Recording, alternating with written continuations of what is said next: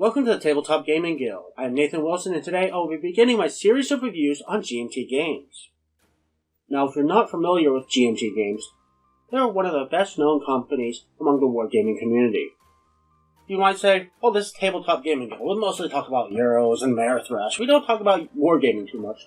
No, for many people, wargaming is almost a separate hobby. However, GMT Games is a company that has made major inroads into bridging the gap between the two communities.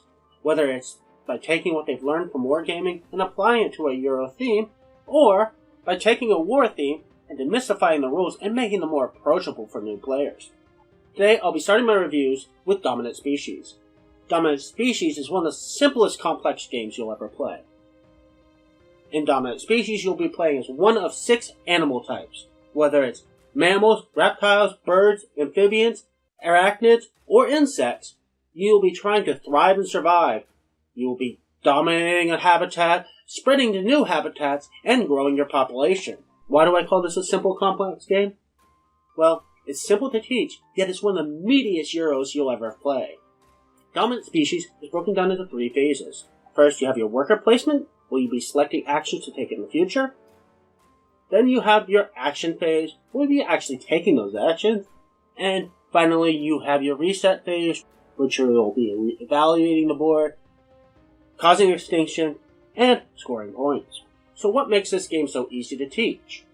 Well, you simply have to teach one major concept, that being the difference between dominance and majority, and then you can use your handy player board to go through each potential action. So what do I think about Dominant Species? Well, this is an incredibly well-designed game. It's solid. Everything you need to know is on this player board. Yeah, it's a fair amount of text, but the way the game flows, you simply have to know one little tiny section of this board at a time.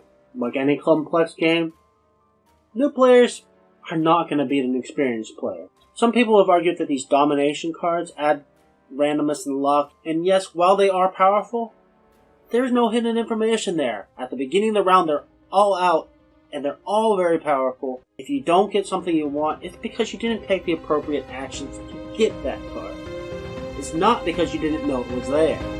So in short, if you want a complex game you can really sink your teeth in, this is that game.